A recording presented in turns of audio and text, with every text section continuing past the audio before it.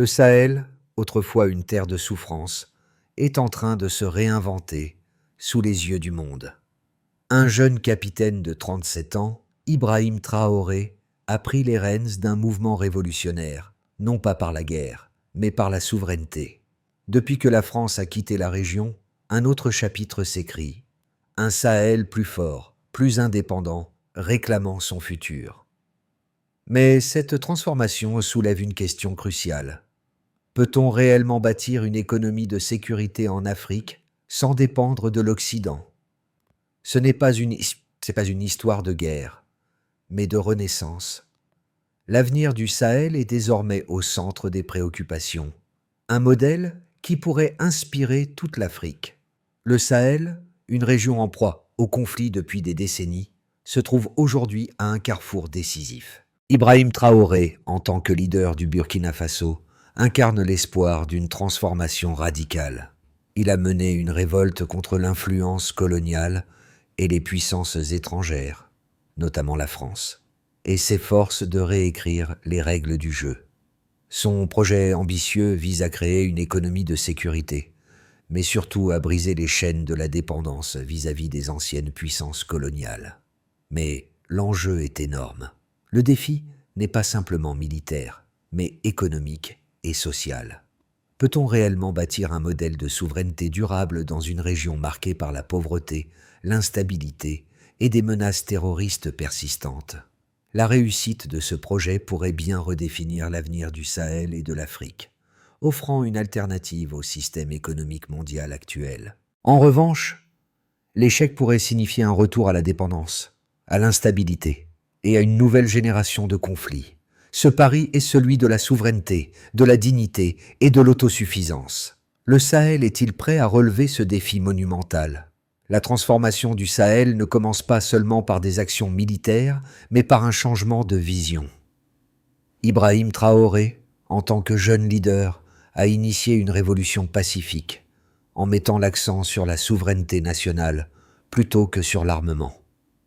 L'événement marquant a eu lieu le 18 janvier 2023, lorsque le Burkina Faso a officiellement demandé le retrait des troupes françaises, marquant ainsi la fin de plus de 6 décennies de présence militaire étrangère dans la région. Ce retrait a été perçu comme un signal fort, non seulement pour la France, mais pour tout l'Occident, soulignant que le Sahel n'est plus une terre à exploiter, mais une région désireuse de se reconstruire de ses propres mains. Cette décision audacieuse a ouvert la voie à la création de l'Alliance des États du Sahel, AES, réunissant le Burkina Faso, le Mali et le Niger. Ensemble, ces nations ont signé un pacte visant à créer une force militaire commune de 5000 soldats.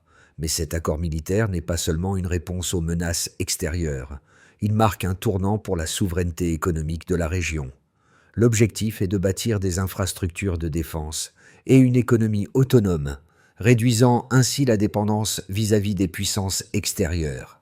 La vision derrière cette alliance dépasse la simple coopération militaire. Elle propose une approche innovante où l'investissement dans la défense se transforme en un levier pour la croissance économique, notamment par des partenariats stratégiques avec des pays comme la Russie et le Maroc.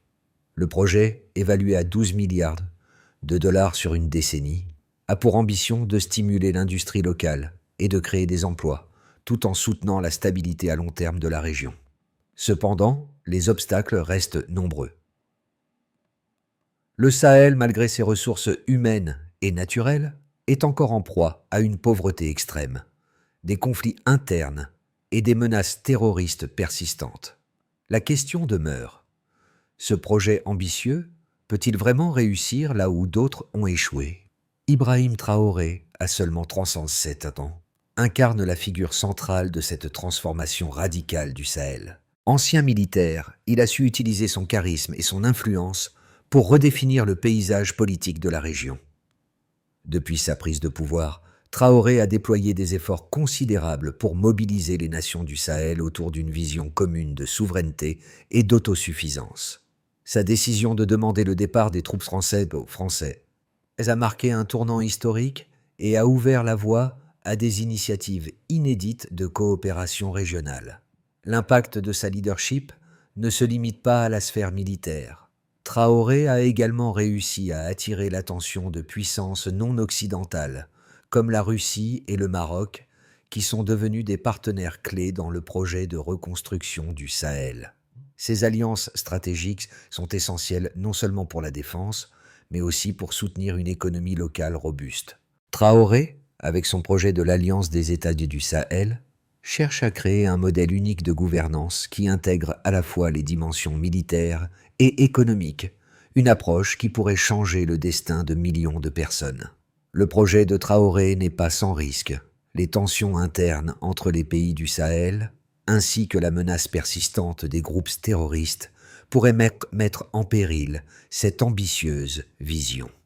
Cependant, la jeunesse du Sahel, qui voit en lui un porteur d'espoir, lui accorde un soutien massif. Ce soutien populaire pourrait bien être le catalyseur nécessaire pour surmonter les défis à venir. Le 18 janvier 2023, un moment historique s'est produit sans grande célébration. Le Burkina Faso a officiellement demandé le retrait des troupes françaises de son sol, mettant ainsi fin à plus de 6 décennies de présence militaire étrangère dans la région. Cet événement, bien qu'initialement silencieux, a résonné comme un coup de tonnerre à travers le Sahel et au-delà. Il n'était pas seulement question de l'expulsion des troupes françaises, mais bien de marquer un tournant géopolitique majeur, celui de la souveraineté retrouvée. Peu après, le Mali, le Burkina Faso et le Niger, sous la conduite d'Ibrahim Traoré, ont signé un accord historique en septembre 2023 pour créer l'Alliance des États du Sahel, AES. Cette alliance visait à construire une force militaire conjointe de 5000 soldats, financée et dirigée collectivement par ces 3 nations. Mais cet accord ne se limite pas à une simple coopération militaire. Il incarne une vision plus large, celle de reconstruire le Sahel sur des bases nouvelles. Le projet ambitionne de bâtir une infrastructure de défense moderne et une économie d'autosuffisance capable de résister aux influences extérieures. Les investissements nécessaires pour soutenir ce projet sont colossaux, évalués à environ 12 milliards de dollars sur une décennie. Ce financement servira à développer des infrastructures stratégiques, des chaînes d'approvisionnement, des usines de drones et des satellites de communication. En parallèle, les pays membres de l'AES se sont engagés à consacrer environ 1% de leur PIB annuel à ce projet. L'objectif est de ne pas seulement renforcer les capacités militaires locales, mais de stimuler une croissance économique durable en réorientant les dépenses militaires vers des investissements dans l'industrie de défense et d'autres secteurs clés de l'économie, comme l'agriculture et l'énergie. Cependant, ce projet ambitieux se heurte à de nombreux obstacles. Le Sahel, déjà fragilisé par des décennies de guerre, de pauvreté et de déplacements massifs de population, doit faire face à la menace de groupes terroristes toujours actifs dans la région. En outre, les tensions internes entre les pays membres de l'AES, notamment entre le Mali, le Burkina Faso et le Niger, compliquent la mise en œuvre de cette vision collective. Les divergences politiques et les rivalités historiques entre ces nations risquent de nuire à la coopération régionale nécessaire pour réussir ce projet. Malgré ces défis, Ibrahim Traoré et ses alliés restent déterminés à mener à bien ce projet de souveraineté et d'autosuffisance. Le soutien populaire au sein du Sahel est palpable, notamment parmi la jeunesse, qui voit en cette initiative un moyen de sortir de la dépendance à l'égard de l'Occident et de prendre en main son propre destin.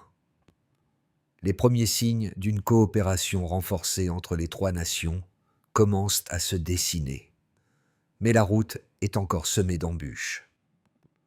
L'Alliance des États du Sahel, AES, créée en 2023, repose sur un projet de transformation de la région qui s'appuie sur des chiffres précis et des investissements colossaux. Le financement de 12 milliards de dollars sur une décennie s'est réparti entre plusieurs secteurs clés. Infrastructures militaires, technologies de communication et développement de l'industrie de défense locale. Chaque pays membre de l'AES s'est engagé à investir environ 1% de leur PIB annuel dans ce projet ambitieux. En chiffres, cela représente un investissement total de plus de 5 milliards de dollars d'ici 2030, avec des priorités claires. L'un des éléments les plus significatifs de ce projet est la création d'une infrastructure militaire conjointe reliant le Mali, le Burkina Faso et le Niger. Cette infrastructure comprendra des bases militaires communes, des usines de drones, ainsi que des installations de surveillance et de communication. Le coût estimé pour la mise en place de ces infrastructures est de près de 6 milliards de dollars. Ce montant couvrira la construction de centres de formation, l'achat d'équipements militaires modernes et l'amélioration des capacités locales de défense. Un autre aspect clé de l'initiative est l'investissement dans la production locale. L'un des objectifs est de développer une économie locale de défense capable de soutenir la région sans avoir besoin de ressources extérieures. Cela inclut la création d'usines pour la fabrication de drones et d'équipements militaires, qui devraient non seulement renforcer les capacités de défense, mais aussi créer des milliers d'emplois directs dans le secteur de la production et de la maintenance. En outre, le projet devrait avoir un impact positif sur d'autres secteurs économiques, comme l'agriculture et l'énergie. Les analystes estiment que cette initiative pourrait augmenter le PIB de la région de 1,5 à 2% par an d'ici 2030.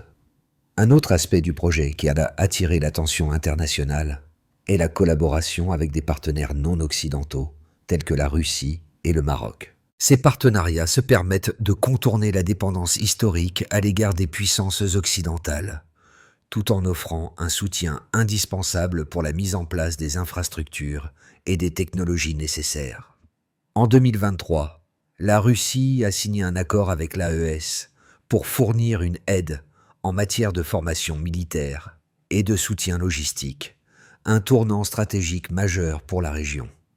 L'Alliance prévoit également des investissements dans des technologies de pointe, notamment des satellites de communication et des drones de surveillance. Ces technologies sont essentielles pour moderniser les capacités de défense et assurer la sécurité régionale. La mise en place de ces systèmes coûtera environ 2 milliards de dollars, selon les prévisions. Enfin, un aspect quantifiable du projet est la création d'emplois. Le projet AES prévoit la création de plusieurs milliers d'emplois directs dans le secteur de la défense, des usines de drones et des centres de formation. Cela pourrait avoir des répercussions positives sur l'économie locale en réduisant le chômage et en stimulant d'autres secteurs tels que l'agriculture et les infrastructures. L'Alliance des États du Sahel, AES, représente une réponse audacieuse aux défis historiques que la région a affrontés pendant des décennies. Mais cette vision ambitieuse soulève des questions sur sa faisabilité et son potentiel de réussite. Deux arguments principaux se distinguent dans cette discussion. Argument 1. La souveraineté retrouvée. Les partisans de l'AES soulignent que, après des décennies de présence militaire occidentale, la région a rarement connu de stabilité durable. L'initiative d'Ibrahim Traoré et de ses alliés dans la mise en place d'une force militaire régionale et d'une industrie locale de défense vise à restaurer la souveraineté du Sahel. Ce modèle est vu comme une alternative à la dépendance militaire envers les puissances occidentales. Selon cette perspective, l'AES ne se contente pas de protéger la région contre les menaces extérieures, mais elle établit un système de défense capable de fonctionner indépendamment. La création d'emplois et le développement de nouvelles industries technologiques et de défense pourraient transformer la dynamique économique et sociale de la région. Cette initiative a le potentiel de changer le paradigme en matière de sécurité et de développement économique, non seulement pour le Sahel, mais aussi pour d'autres régions d'Afrique qui cherchent à se libérer des influences extérieures. Argument 2. Le défi de la stabilité interne et des ressources. Cependant, l'un des défis majeurs de l'AES est la capacité des pays du Sahel à maintenir une stabilité interne, tout en poursuivant une coopération régionale efficace. Le Mali, le Burkina Faso et le Niger sont des nations qui, bien que partageant une histoire et des défis communs, ont des systèmes politiques et des priorités nationales différentes. La gestion de la coopération entre ces pays pourrait être entravée par des tensions internes et des rivalités historiques. De plus, la région souffre d'un manque de ressources financières et d'infrastructures solides pour soutenir une initiative de cette envergure. Les fonds nécessaires pour la mise en œuvre de l'AES proviennent principalement des pays membres. Mais il y a une inquiétude quant à la gestion efficace de ces ressources. Le risque de corruption et de mauvaise gestion pourrait compromettre la réussite du projet. En dépit de ces défis, les partisans de l'AES estiment que la transformation du Sahel est possible, à condition que les dirigeants régionaux parviennent à surmonter les obstacles politiques et à garantir une gestion transparente des ressources.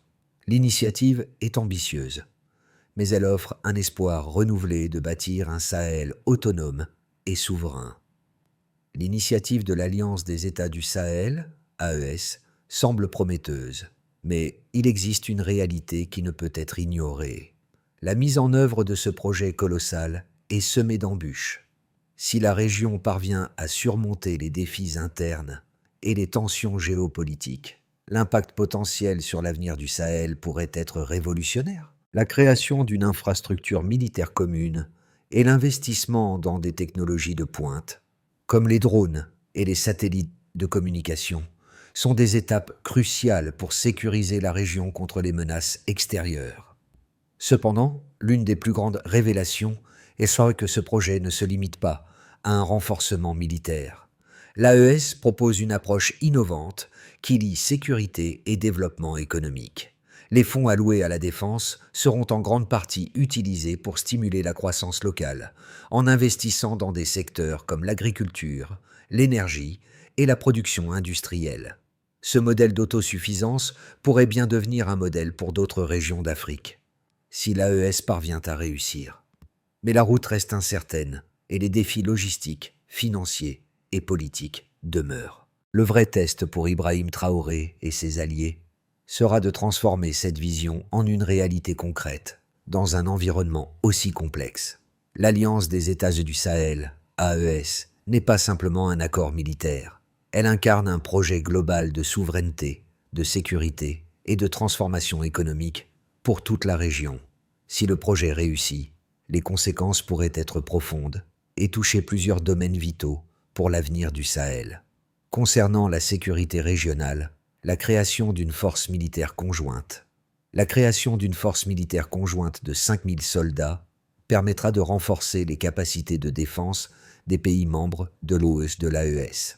Cette force, financée et dirigée collectivement, aura pour objectif de lutter contre les groupes terroristes qui déstabilisent la région depuis des années. Avec l'aide de technologies avancées, comme les drones et les satellites de communication, la surveillance et la réactivité face aux menaces seront considérablement améliorées. Cela pourrait non seulement sécuriser le Sahel, mais aussi réduire la dépendance envers les interventions étrangères. L'impact économique de cette initiative se voit dans la création de nombreux emplois. L'initiative prévoit la création de milliers d'emplois directs dans la production d'équipements militaires, de drones et dans la construction d'infrastructures.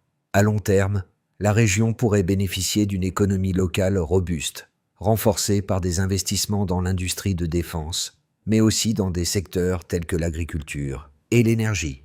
Les prévisions estiment que cette initiative pourrait augmenter le PIB du Sahel de 1,5 à 2% par an d'ici 2030. Ce développement économique contribuerait à réduire le chômage et à améliorer le niveau de vie des populations locales, en particulier parmi les jeunes, qui représentent une part importante de la population. Un autre aspect important est le changement géopolitique, où le Sahel cherche à redéfinir ses relations internationales. L'AES marque un tournant géopolitique pour la région. En rompant avec l'influence de l'Occident, notamment de la France, et en établissant des partenariats avec des pays non occidentaux comme la Russie et le Maroc, le Sahel cherche à redéfinir ses relations internationales. Cette nouvelle orientation pourrait inspirer d'autres régions d'Afrique à suivre un modèle similaire de souveraineté et de coopération régionale. Le succès de l'AES pourrait donc avoir des répercussions sur l'ensemble du continent, renforçant les mouvements d'indépendance et d'autosuffisance économique dans d'autres régions africaines. Il existe toutefois des risques et des incertitudes, notamment les tensions internes et les menaces extérieures. Cependant, la route vers ce modèle de souveraineté et d'autosuffisance est loin d'être garantie. Les tensions internes entre les pays membres, notamment entre le Mali, le Burkina Faso et le Niger, risquent de freiner la coopération nécessaire. De plus, les groupes terroristes restent une menace constante, et l'instabilité politique pourrait compromettre la stabilité à long terme. Le Sahel est une région fragile, et le succès de l'AES dépendra de la capacité de ses membres à surmonter leurs différences et à gérer les fonds de manière transparente et efficace. Le projet de l'Alliance des États du Sahel, AES, repose sur des bases solides, mais son succès dépendra de nombreux facteurs externes et internes. Dans les mois à venir, plusieurs scénarios peuvent se dessiner, chacun avec ses propres défis et opportunités pour la région. Scénario de base. Réussite graduelle, mais incertaine. Dans ce scénario, l'AES parvient à réaliser les premières étapes du projet, mais la transformation complète prendra du temps. La création de l'infrastructure militaire conjointe progresse lentement, avec quelques succès partiels dans la lutte contre les groupes terroristes. Les pays membres de l'AES commencent à mettre en place des usines de drones et des chaînes d'approvisionnement, mais les retards logistiques et la gestion des fonds compliquent leur mise en œuvre. Malgré ces obstacles, les investissements dans l'industrie locale et la défense commencent à porter leurs fruits. Les premières retombées économiques commencent à se faire sentir, notamment grâce à la création d'emplois et au développement de l'agriculture et de l'énergie. Ce scénario représente un progrès modéré, mais la route vers l'autosuffisance et la stabilité reste semée d'embûches. Scénario optimiste. Une région plus autonome et prospère. Dans ce scénario idéal, l'AES dépasse les attentes et devient Pohend, un modèle de souveraineté pour l'Afrique.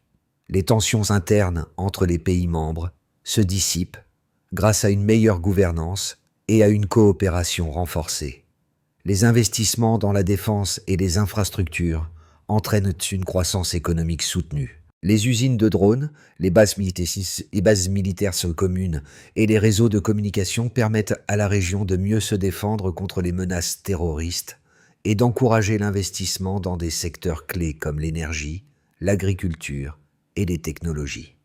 La coopération avec des partenaires non occidentaux, comme la Russie et le Maroc, se renforce, créant de nouvelles opportunités.